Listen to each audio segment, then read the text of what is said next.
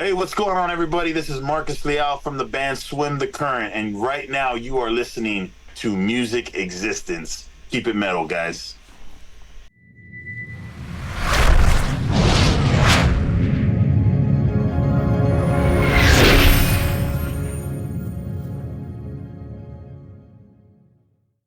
Welcome to another instance of Music Existence, where because of music, we exist. With me, I have none other than Marcos Leal. He made his bones with Shattered Sun, took the opportunity of the lifetime in 2019 to front a band that he admired for so long. I'm talking about the legendary nu metal band Ill Niño. And now he's back. He's joined a new project called Swim the Current. They have the new song Stay out, and it's gotten to the number 4 spot on the secondary market rock charts. Welcome, Mark. Thank you very much for having me, man. I'm very, very honored to be here, man. Yeah, organizing my thoughts, but yeah, I'm so excited to get everything out in the open. So, yeah, I know, like, your Latino culture, brotherhood's like a very big aspect of your drive and your draw. And has that always stuck with you when you were growing up? Did you always have strong ties to your culture?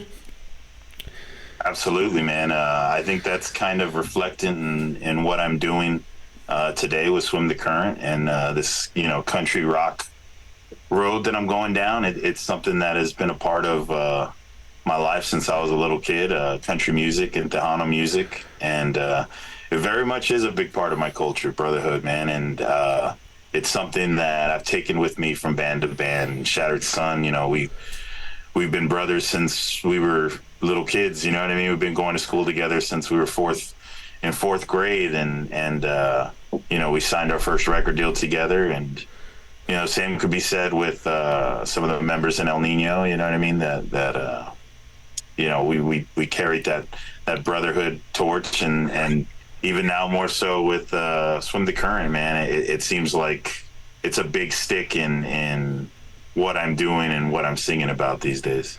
Yeah, tell me more about your family, man. When you were surrounded by music, I mean, did it start with Vicente Fernandez, and then Yes. what is your Yes, it oyster? did. Yes, it did. I mean, that was one of the starts, but I have to say, growing up in South Texas, it was about Selena Quintanilla, and it was Selena. about the Palominos, Jay Perez, Bobby Pulido, Roberto Pulido, and that's something I said in an interview a couple of days ago. When I was growing up, I hated it. I hated that music, and I was into. As I got into my teenage years, I was into Korn and Metallica Slipknot and all that, right? and Metallica, yeah. But I remember my dad telling me this when I was younger.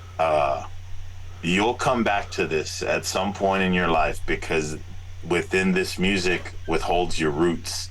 And I would always be like, yeah, whatever, man, whatever. You know what I mean? Fucking Slipknot and this and that. And sure enough, man, I kind of circled back around to Tejano music. Once I joined El Nino, that was a big part of, their sound was the Spanish rock. So that was already deeply entrenched in my roots. And then even with country, you know what I mean? I grew up on George Strait and Johnny Cash and, you know what I mean? Brooks and Dunn and Garth Brooks. And now to be coming full circle and singing that style of music is pretty incredible. Mm-hmm. It makes me feel like my dad's kind of on my shoulders. That's very interesting. So that's a very good point you bring up, because I ask people, like, even from different countries, does your local scene, does your local music still resonate with you? And they're like, nah, like, I don't like British music, or I don't like Irish music that much. It's all about, like, American music.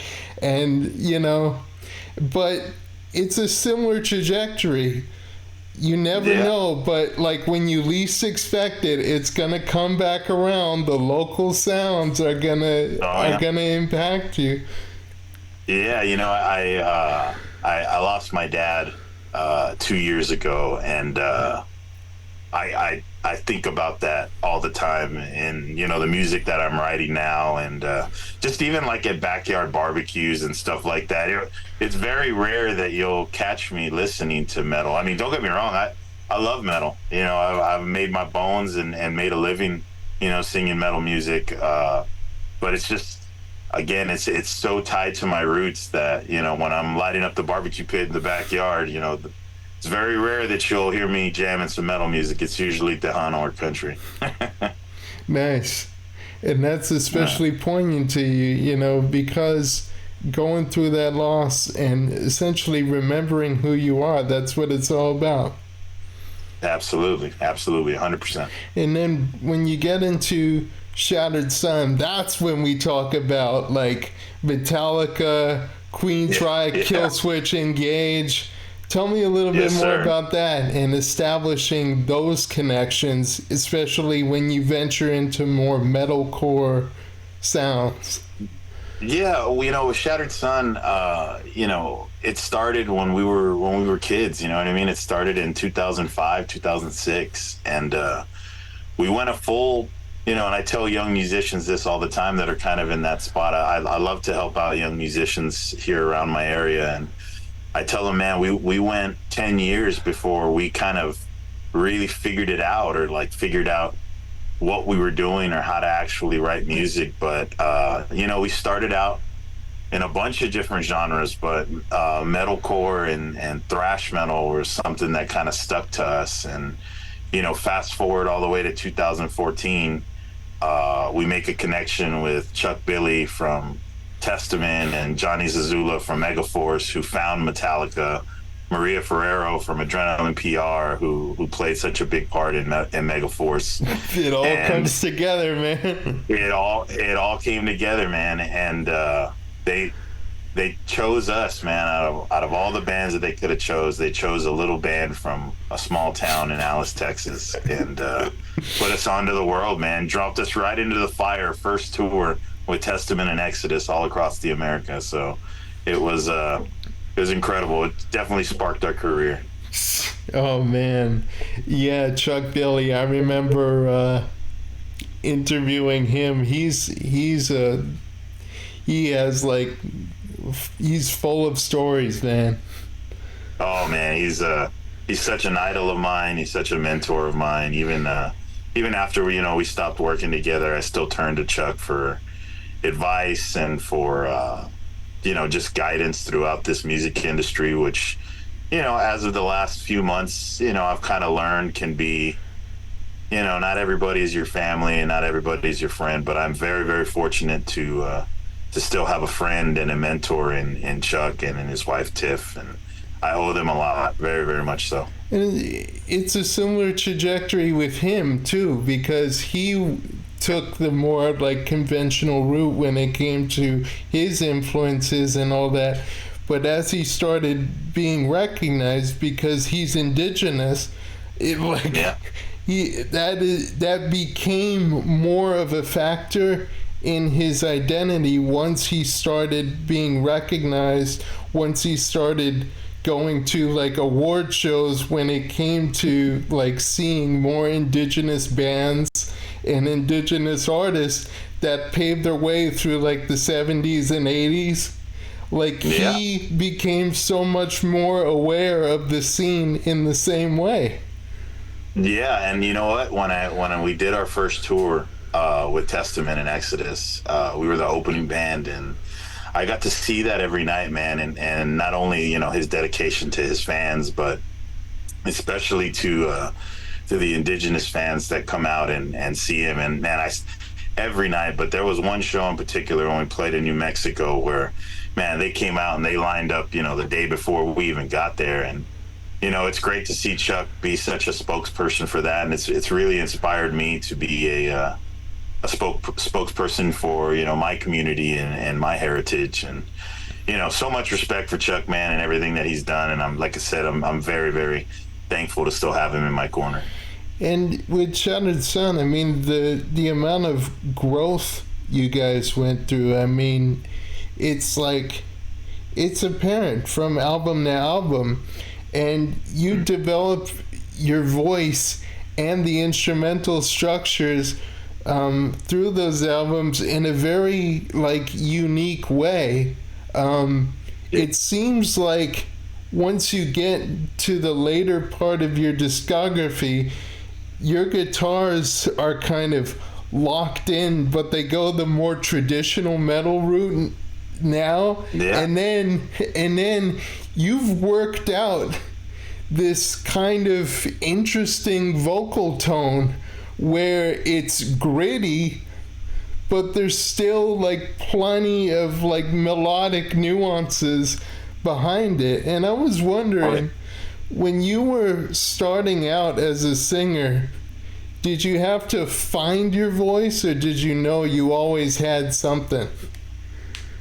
I knew from a very, very early age that I had something, but I didn't know how to do it, and I didn't know how to grab it. You know what I mean? And it wasn't until, you know, we got with Chuck and we got with Jonny Z and we got with our producer Robert Beltran that really helped me craft that sound. And you know, I got to give credit to Jonny and Chuck and Robert Beltran for really helping me find that, because when I got to them, you know, I was very, very self-conscious. You know what I mean?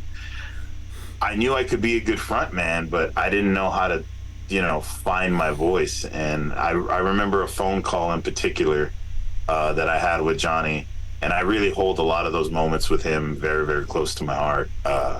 He called me and he said, Leal, you know, let me talk to you a little bit about finding your voice. And he goes, can I send you a couple of songs? And I said, Jonny, absolutely, send me whatever. And he, yeah, so Zazula, yeah. And he sent me some songs from early Metallica, and then, you know, to Master of Puppets, and then he sent me some early songs from Anthrax, and then he sent me one of their newer songs called Breathing New Life, and or Breathing Lightning, that's the song. And he was like, listen to this, Leal. This is how James found his voice. This is how Joey found his voice. He's like, I really want you to take this and study this before you go in and record and lay down the vocals. And so I kind of picked up what he was saying. You need to find your niche, what makes you special. And it's funny that you bring that up, because that's what I felt was special about me. And through the help of Chuck too, he used to always tell me, man, nobody has the grit but melodic tone in their voice, with the scream, with the clean singing, and you know, we just kind of helped mold it. And you know, to this day, it's kind of been who I am. It's carried with me through Shattered Sun, through Ill Niño, and now into doing a completely different line of vocal and Swim the Current. But again, in that country rock scene, my voice is a little bit different than what the normal country rock vocalists are bringing to the table. So it's been pretty cool, man. It's cool that you picked up on that, because that was definitely a big part of my come up. And it is like, it really speaks to what you aim to do. You aim to cut through the dross in metalcore, in country, because a lot of it is bad rock with a twang. And in the same way, like, a lot of metalcore has that monotonous, like, kind of screams. And like, you saw it, like, every time you turn on the more modern iteration of Headbangers Ball on MTV, everyone screams. There's no breaks for singing, there's nothing like that. But like, you aim to, you know, like you said, have that do something unique with your voice and sing. But to your point too about John Zazula crafting your sound and being that mentor in the same way Chuck was, you'd be so surprised that nowadays it's super cutthroat. You know, you don't see like record labels like A&M saying, okay, in like Blues Traveler's case, we'll give you 5 or 6 years to craft your identity, and then we'll see what you can do. Like 1 or 2 months, you're gone. But you know, and you know, to speak to that, I feel like maybe we were one of the last bands kind of our era to really get that. You know, bands nowadays, man, you got to come to the record label with a huge crowd and with 1 million views and with 20 to 30,000. You realize how bullshit this is? Like, you know, when they say send me your demo, it used to be like a shitty cassette boombox thing, and then they find the merits in the cassette. Yeah. But now your demo, your shitty demo that you produce, has to be like not even a demo, like a full releasable song. Absolutely, man. And I remember to the T, I remember thinking, like, because we came out with a group of bands when we signed our first record deal with Victory Records. And I remember hearing some of the singles, and I was like listening to some of our songs, and I said, man, you know, we sound a little different. You know what I mean? We don't have the, you know, of course we have the heavy parts and the thrash parts and all those things, but you know, we were able to, you know, take an acoustic guitar and make a song from front to back. And I felt like that's kind of differentiated us a little bit. You know what I mean? That we had that melodic stuff, that we were singing about songs that, you know, I think everybody at the time was, you know, in a really dark place, you know, singing about really dark stuff. And here we were singing about some positive stuff. But again, it came... I tell people this all the time, man. We were lucky, and we were one of the last few to get the small little bit of development that not only, you know, came from Johnny and Chuck and Maria, but also came from Victory Records, to where they allowed us, hey, we know you guys are rough around the edges. It's our job to smooth it out and make you guys a force to fucking be reckoned with, you know what I mean? Nowadays, hell no. Like, to hell with that. You need to be... Nowadays, if you're not even that, don't even bother coming to the table. But on the flip side of it, I will say that musicians now have the tools.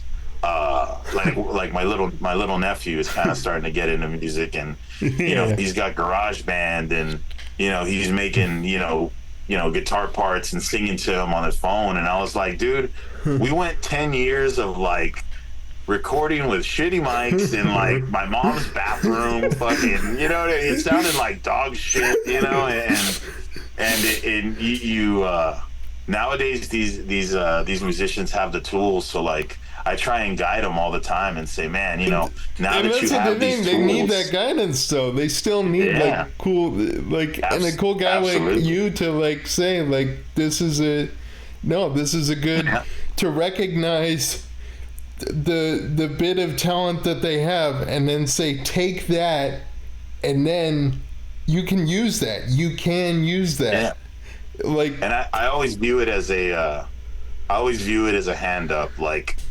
with us for 10 years, you know, like I said, we did it the wrong way.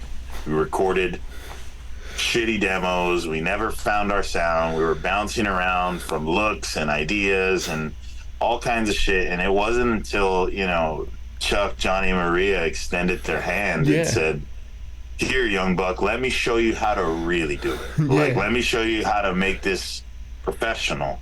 And I try and be that now for young artists, especially from around my area, because I feel like when we were coming up, one of the common things that I would hear all the time was, oh man, you can't make it from here in this small town. You got to be from New York, or you got to be from LA to have a chance. And you know, I'm small town kid at heart, still to this day, still live in my hometown, and I'm very happy to be, you know, the spokesperson to say, hey, you can do it from here. It doesn't matter about where you're from or what. It matters about how good your music is, and if you can captivate an audience. So I try and help a lot of these young bands realize that. And you know, there's some really great talent coming out here from South Texas, and very happy to have small little fingers and hands in the project, and Yeah, that's kind of what I not love, man. right, and it's not about like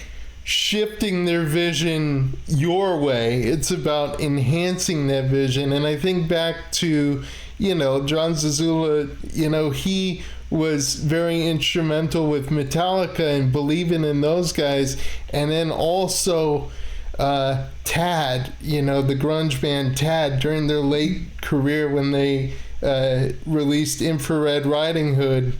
It was his idea to sort of go along and say, "Oh, you want a more industrial sound on this song? Look, I got some steel pipes for you guys to bang on." Yeah, yeah.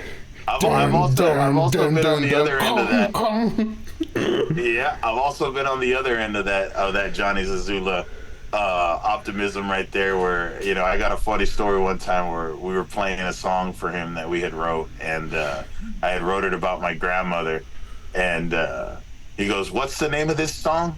And I said, "It's called Burning Regrets." And he was all, "Don't ever fucking play that song again, ever." And I was like, "I'm sorry, yes, sir. Yes, Don't sir." ever fucking. Yeah, he goes, "Don't ever fucking play that song again." And I was like, "All right, okay, I trust you, brother." Oh man, but so you went through all of that crafting, that grinding, that mentorship. Going into 2019, I mean, you were a huge fan of also Ill Niño, and like you've grown up on them. They employ this similar kind of dynamic. I mean, real quick, what was your introduction to Ill Niño? Oh man, my older brother, I remember, brought he always used to. This was at the height of like the new metal Right. days. He brought the first cassette tape of Slipknot that had Surfacing and Spit It Out on it. You know what I mean? And Yeah, like late '90s, early 2000s type stuff. yeah, and but I remember one day in particular, he brought home two albums that completely changed my life forever. He brought home The Burning Red from Machine Head, and he brought home Revolution from El Nino. And this was Shit. right when they just came out, and Rob Flynn and Christian Machado's vocals just kind of captivated me. I think what drew me to El Nino was the Latin element. At that time, I drew to it because it was like my heritage, like that. Of course. It was like that band belonged to me. You know Big what I mean? band. And to my culture. And man, I love the band. I followed them through all of the ups and downs through all the years, and I got the opportunity to tour with them in 2016 when they were celebrating 15 years of Revolution, and that's kind of where I got in, made friends with the guys, and showed them like, hey, I not only am I a big fan of your band, I know every one of these songs. I used to sing them in a cover band when I was younger, and it was funny because they wound up putting me on the spot a few nights later, and I got up on stage and sang a song. They didn't tell me the song until I got up on there, and I went on stage and crushed it, and Were you I kind of started my jittering through that relationship. whole thing? Oh, fuck yeah! Because I talked shit. I talked shit like for a few days, and I was just like, I know every fucking word, shit. every fucking song, like. And I remember they kind of got the impression where they're like, "The fuck is this guy?" You know what I mean? Like, Hothead. and yeah, and it wasn't until maybe a few shows in that they had asked me. They said, "Hey, do you want to sing a song?" The drum tech had come to ask me. They were already performing on stage, and I said, "Yeah, what song?" And he was like, "The Test Is On." And they called me up on stage, and dude, this is I tell people this all the time. Had I not been a true El Nino day one fucking fan, I would have fucking embarrassed myself on stage. But fortunately, they announced the song. I remember Christian yelled, "The song's called Rip Out Your Eyes," and I knew it to the T, and I crushed it so hard that right after that, they asked me to continue to sing every night with them. And it kind of kept my relationship open with them for the next few years to where it inevitably came to me to be the actual singer of the band. So it Yeah. was a very interesting transition, It to was an say the interesting least. transition because you came at a pretty dark time in the band's career. All this lawsuit bullshit. You came in with Just the Oyos. And how did Yeah. you guys kind of find your way in and kind of make that transition, even though it was a really contentious time for the band? So when Dave first brought it to my attention to that, he was looking to replace Christian, and he wanted to know if I wanted to try out.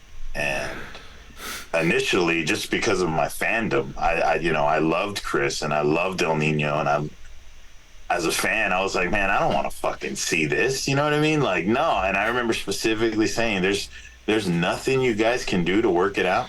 And like you said, it was a very dark time, very contentious. So they were like, no, there isn't. And I took a few days to think about it, and I said, man, if I'm gonna do this, like, I need to do it and take it as an opportunity for my family,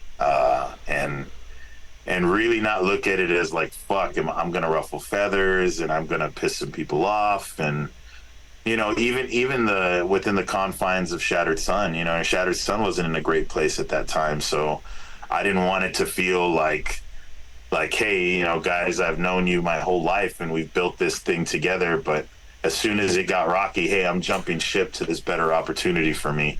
I didn't want it to come off like that, and I certainly didn't want it to be, I was jumping in and taking somebody else's job with, in the middle of something so contentious. But after a few days, I said, you know what, man, I got to do this for my daughter. I got to do this for my wife. And I made a small track. I remember it was Cleansing for El Nino. I recorded the vocals and I sent it to Dave, and shit, by the end of the day, they were calling me back saying that, they wanted me in the band and they wanted to put me on the first flight to LA, which was a few days after that. And, from that moment on, I just kind of jumped in full force and really tried to give my all to restore the band back to the days when everybody loved it, when I loved it. You know what I mean? In that point, your attitude shifted. This is no longer, I'm a huge fan, I'm happy to be here. This is like, this band is going through shit, and I'm gonna get us out of this. And like really putting on those big boy boots and saying, like, fuck everything else, I'm gonna do this. And even though the band were facing all that shit that they were going through with all the controversy and everything, they were still open enough to have you sing something original for them that they can not only use, but was proof to them that, yeah, you did have it still. Yeah, man. And at first I did take that, fuck everything and everybody mentality, because I kind of viewed it as like, man, like, how many people get the opportunity to front their favorite band of all time, and then like Your heroes. get to put that what? Your heroes, man. Yeah, and get to put your fingerprints on the legacy of everything that had been built. And even though at that moment, things are really dark within the band, there was a lot of uncertainty.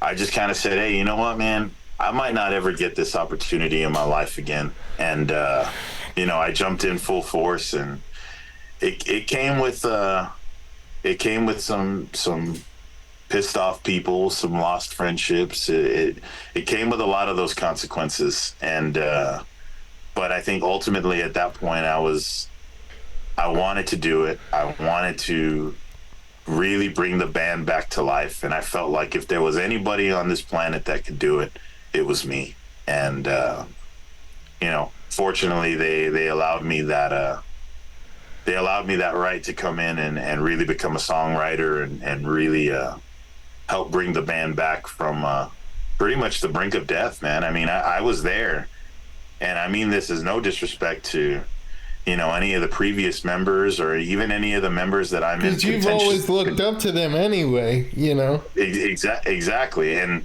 even the members to this day that I am not on speaking terms with. I don't mean this as disrespect. The band was dying, and I saw it firsthand as a fan and as an opening act. Of course. And I came in with that mentality to, hey man, I'm not gonna see my favorite band of all time go down like this. And if there's something that I can do to turn the tables, then I'm gonna fucking do it. And even though it ended very, very contentious, not the way that I wanted it to, I'm still very proud of the music that I was able to put together and performing my ass off for the fans, that even the ones that didn't respect me, even the ones that never really bought in, I always appreciated their opinion and their thoughts. So how was that reception to you? Did most of them take kindly to you, or like, who is this like dumb shitty? It was I'd say it was about half and half. Okay. Let me put it to you this way: I had to earn it. You know what I mean? Of course.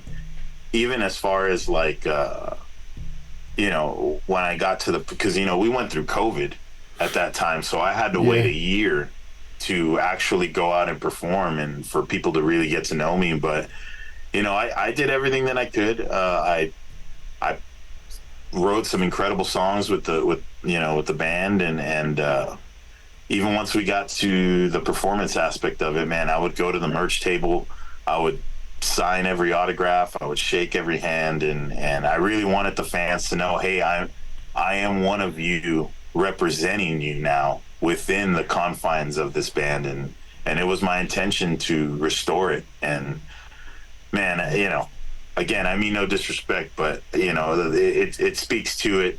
When I was touring with the band in Shattered Sun, they were pulling in maybe 20 heads, maybe 20, 30 heads a night. And, we were able to revamp it and start selling out shows all over the place. I remember Corpus Christi, which is my hometown. When I went to see Ill Niño in 2012, there was maybe 12 or 13 people that came out to the show. And then once I joined the band, I believe we played in Corpus 4 times, and every single time we played in Corpus, we sold out the venue, and that meant there was so a lot more than me. 12 people at that point. Yeah, but it also felt like not only a state of accomplishment for myself, but for the rest of the guys that were from Texas, Jess and Sal, and even Miggy. When Miggy came along, it felt like we were doing this for the band. We had our hands on taking this band that was, at the brink of death, and now look at this fucking room filled with 1,200 people in it when, from 12 years to ago, there was only 1,200. 12. Exactly. And I, like I said, even though I'm not on speaking terms with a lot of those guys, I'm still very, very proud that we were able to accomplish that in my time in the band. Mm-hmm. And now you're with Swim the Current, and Correct. And that was several years of, again, like finding your sound, because they went through, Swim the Current went through their own like stylistic kind of growing pains in the same way. A much shorter time, but like a similar time. Yeah, absolutely. And honestly, man, when George first came to me, which George Pond is not only the producer and the main writer in the band, but he's kind of the leader. When he first came to me, he brought me a metal track to feature on, which is the first song we did. It's called "We're Not the Same," and it was a great metal song. And I remember thinking at the moment, I was like, because I was full-fledged in on Ill Niño at that point, and that song came to me. I loved the music. The song did really well as a feature. and he kind of came to me again and was like, "Hey, well, let's do some more songs." And I was very upfront with him and the guys. I didn't want to start another metal band. I had plans to return to Shattered Sun. I was full fledged in Ill Niño at that point, so I kind of had my metal fix. You know what I mean? I wanted to start working on something that was a little bit closer to my roots. So I brought it to George and I said, "Hey, this is what I want to do. I want to dabble in this country rock thing.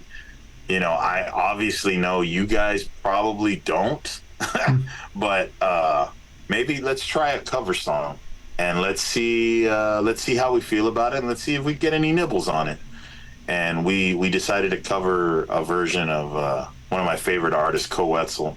He's blowing up the country rock scene right now.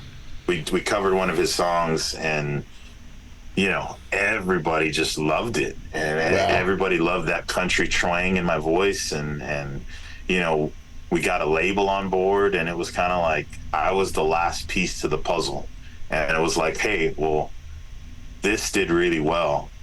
Let's maybe try writing 5 or 6 country songs, country rock songs, and here we are, 6-7 months later, and we have a full record that's coming out on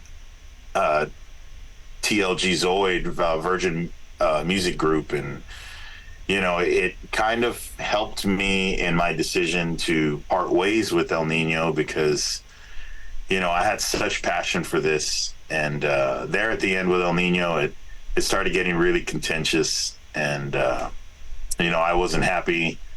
I'm sure Dave wasn't happy with me, and this just kind of felt like, man, my heart is here, my passion is here. And once again, like we talked about in the beginning of the interview, about your roots and your heritage, it just, something was pulling me to swim the current and these guys, and ultimately pun intended, right? Swim the pulling you to the current. Yeah, exactly. And I'm very, very happy with the decision, and I'm very happy with the response to our first single. And man, I'm so excited to get on the road next year and tour with some of my favorite country rock artists. Man, you're gonna see this thing really really blow up next year, man, and I'm really excited about it. It's interesting with Stay, like, it speaks to like a lot of the divisiveness we have now, the men versus women kind of relationship, always awry, and it's like it's poignant too, because you're like, when we fight I take the bait, when we fuck I can't think straight. And it's always I take that from my own personal experiences, man. It's I've been with my wife 17 years, and I very much have that relationship with her where it's like, man, we've been through so many ups and downs, both of us, and we just we just love each other, even to the point where sometimes it's toxic, but like I say in the song, at the end of the day, I would just stay because I'm so fucking in love with you, you know what I mean? And I think we all have that in our lives when we find that one person that we want to do anything to be with. And when I was writing the song with Sahaj and George, everybody was kind of throwing out their stories like that, and I was like, man, I bet you everybody's got a fucking story like this. So, and it's funny because since the song has been out, the feedback that I get from people is like, man, I used to have this girl. Let me tell you, bro, she ruined my fucking life, bro. But I fucking loved her, bro. I stayed with her for fucking 15 years. I loved her, man. I loved her. Yeah, I fucking loved her, bro. Like, yeah, she fucking ran over me, and she's in jail right now. Brothers are like, I loved her, man. Yeah, dude, and I've heard so many stories like that just in the past few days that, god damn, I was like, man, well, it's good to know that I wasn't the only one feeling those feelings. Yeah, and it really is like, it's cool that you speak to that level, because it's what we all go through to some degree. And like, but it speaks to another thing that we talked about. You know how all of these things we talk about are in synchronicity with each other. Yeah. That initial bond, not only that you have with your friends, but the bond that you initially catalyzed with your wife. You know, that's what keeps these relationships strong. That's what makes you stay. Yeah, exactly. You know, it was funny. One of my buddies yesterday was like, he was like, man, this song is, so toxic. He goes, bro, I just leave. He was like, I just fucking leave. I don't let nobody. I was like, you want to know what? I was like, then you haven't found that one yet that'll make you do those things. I was like, so don't worry, it'll come at some point, and then when you're in some crazy shit, I'll be the first one to tell you, yeah, you're staying, aren't you? Yeah. And another thing about that song is like it's the only song I've heard to this day where the solo that's supposed to be like is like completely clean. It's completely clean. You have all these like rocking like massive like distorted guitars, and then when the solo comes in, it's like ding, ding, ding, ding, ding. Yeah, man. You know what? I gotta credit Joe for that, man. That's the really awesome thing about these guys. It's unexpected. It's that contrast. Yeah, and you know what? All of these guys are from New York, and I'm from Texas. So I'm the one that has the most roots in country music, and country rock. But what makes these guys special is like Joe, he's one of the only New York guys that I know that can play country music like that. He plays a steel guitar. You know what I mean? He's every one of these guys has some little piece of background into this type of music that, like, I feel like I was just kind of the final piece to put it all together. You know what I mean? And it's truly some of the greatest songwriting that I've done. And I did a lot of writing for Ill Niño, and I know that record's going to come out eventually, and I'm very, very proud of those songs. I'm very proud of that style. But this music that I'm writing with Swim the Current is, I've never written music like this before. And it feels so pure and like honest to my soul. It almost feels like like I said earlier, feels like my dad's like on my shoulders in the room with me. Like, see, I told you were going to come back to this at some point, and sure enough, here I am. Yeah, and another thing that I like about the song is that it barely goes like beyond like 3 minutes, but it feels so full. Yeah. I have to credit George and Sahaj Tinkerton from the band Ra. He's an incredible producer. He helped write these songs with us, and he came at me with a because I've been doing metal all my life, so I don't really know how to like conquer a country song, how to really get in and like figure it out. And Sahaj straight up was like, look, you got to be singing this song like you're singing it to the girl at the bar that's in the back of the club, and you want her to turn her head at you.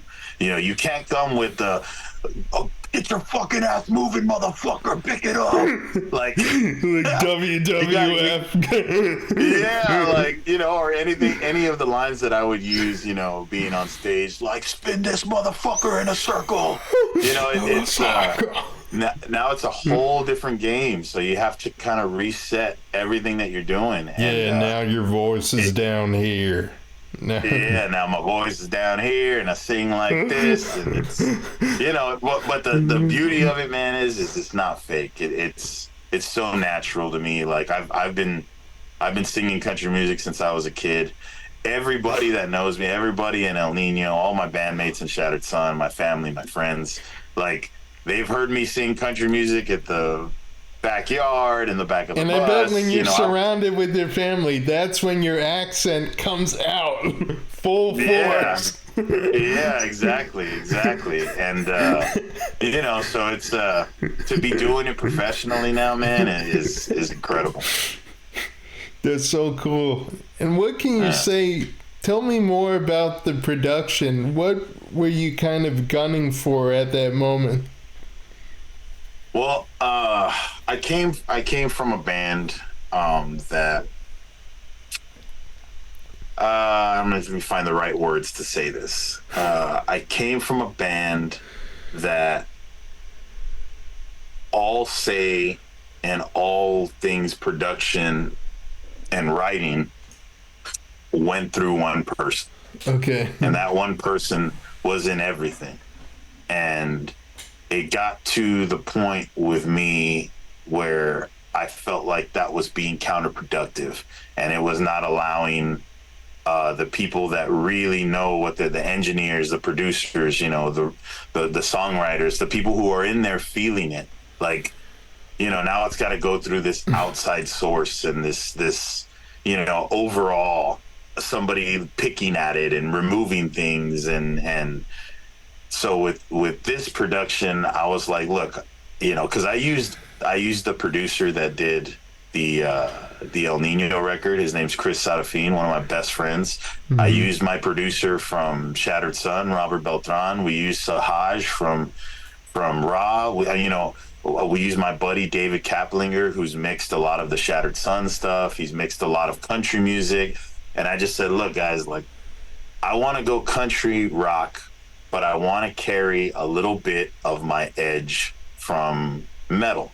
You know what I mean? So help me kind of, you know, piece this all together in a ball to where it is acceptable for the metal fans to kind of follow me over here, and it's also good enough to play with some of the top country acts, you know, in the United States. And so I just kind of let the guys uh, sorry about that. I let the guys cook, man. I let them do what they do best, and they are responsible for the song sounding sonically just incredible. And you know, I'd go out to say that Stay right now sounds maybe better than anything that I've put out, you know, in the past 4 years with Ill Niño. Just sonically, you know what I mean? I know it's two different genres of music, but sonically the sound is just amazing, and I'm so proud of that, man.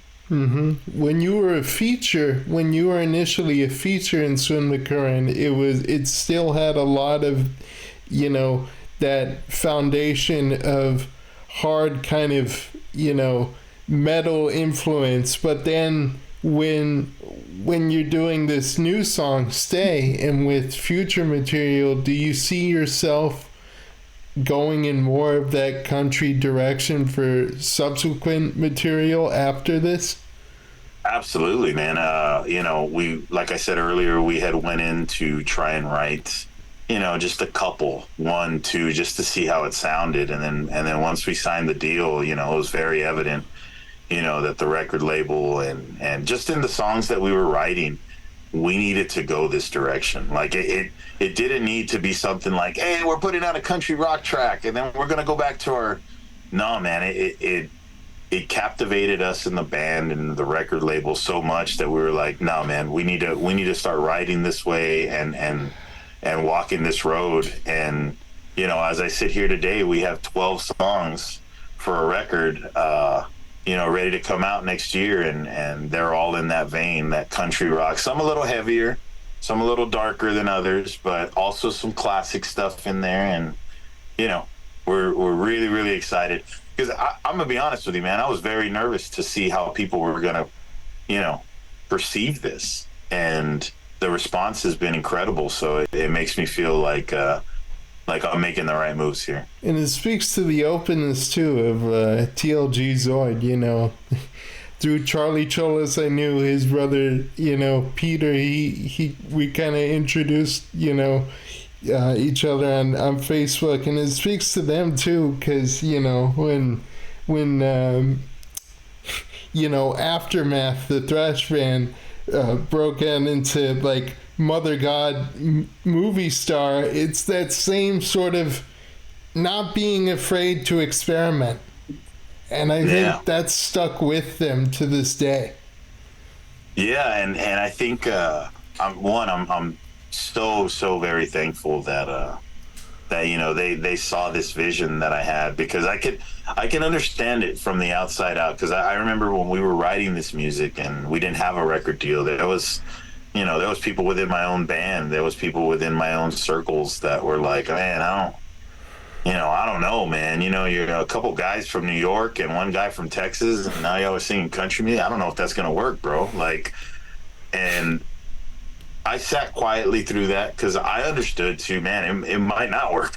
You know what I Because mean? and Maybe. you know how saturated like the country charts are, because they talk about like all this stuff, and meanwhile they're like in their house, and they've Yeah. never done like a Yeah. And tenth of what they set out to do. It's like yeah, and I understood that from the offset, but that was also kind of why, I foresaw that, as far as like, well, look, there's nobody in the country game that's bringing, you know, the metal edge that we are. But not only that, like the tricks of the and being trade able that to I be learned. accepted too, right? That's another Yeah. part of it. And like I was saying earlier, I've recently been going and seeing a bunch of country acts, especially some of the opening acts that are playing for some of these big tours, because like I said, man, like I can't run out on stage and say, all right, circle pit, motherfuckers, Hmm. get moving. Like, I have to look at this from a All different right, lens. y'all, get Yeah. twirling, Yeah.